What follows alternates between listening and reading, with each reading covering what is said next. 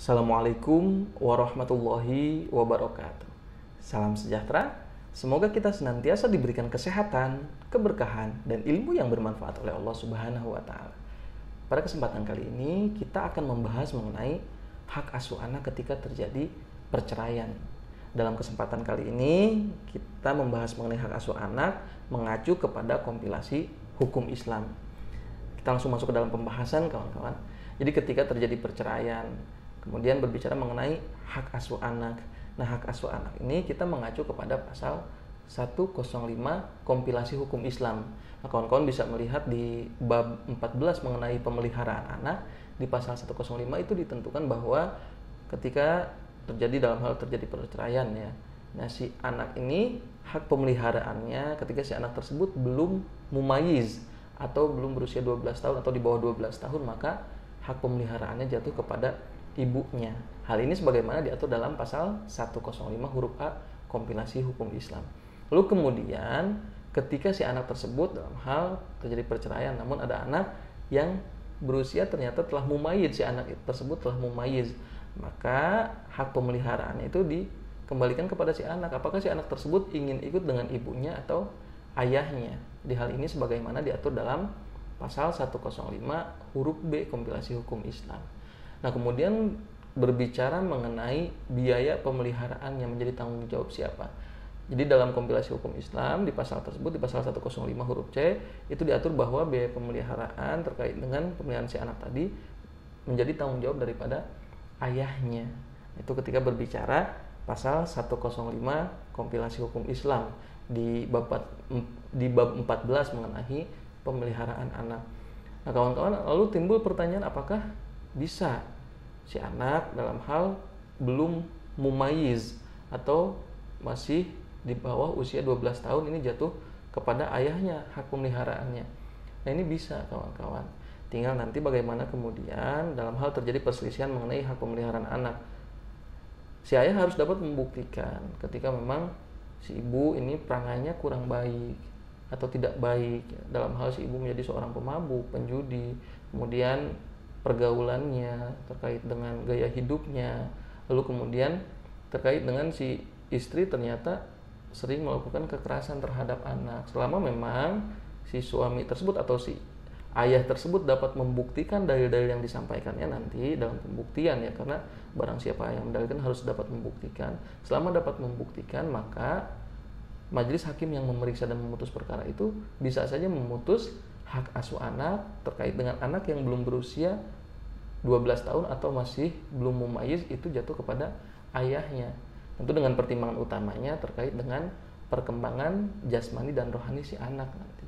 Jadi untuk kepentingan perkembangan jasmani dan rohani si anak.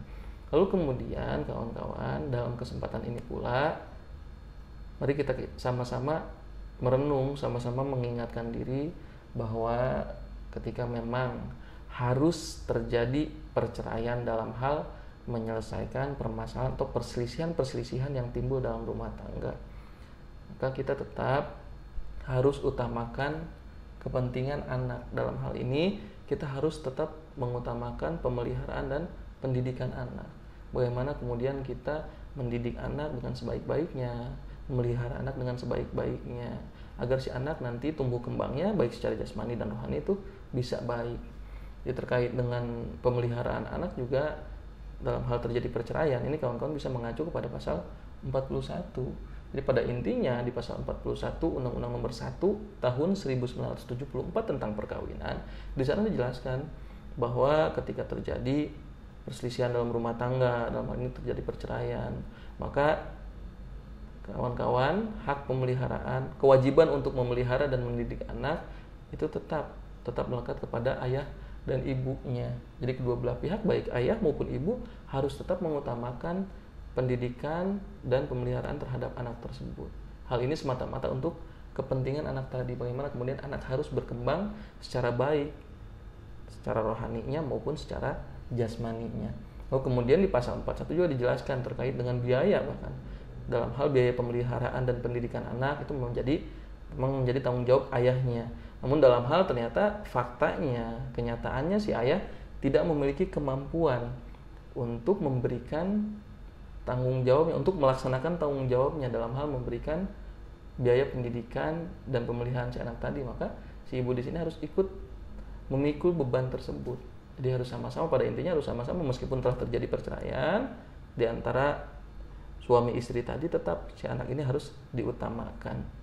Jadi kawan-kawan, dalam kesempatan ini pula mari kita sama-sama mengingatkan, ketika memang terjadi permasalahan-permasalahan, terjadi perselisihan-perselisihan di dalam rumah tangga, maka sebisa mungkin jadikan perceraian sebagai solusi yang paling terakhir. Kawan-kawan, kita semua jangan cepat mengambil kesimpulan bahwa rumah tangga ini harus diakhiri, ini yang terbaik. Jangan cepat mengambil kesimpulan, tetap pertimbangkan sebisa mungkin agar perceraian ini tidak sampai terjadi. Kalaupun memang harus terjadi, jadikanlah ini menjadi solusi yang terakhir dalam penyelesaian permasalahan dan perselisihan dalam rumah tangga. Semoga kita senantiasa diberikan kekuatan dan kesabaran dalam hal menghadapi permasalahan dan perselisihan-perselisihan dalam rumah tangga kita, dan semoga kita senantiasa diberikan kesehatan, keberkahan, dan ilmu yang bermanfaat oleh Allah Subhanahu wa taala. Cukup sekian video kali ini. Assalamualaikum warahmatullahi wabarakatuh.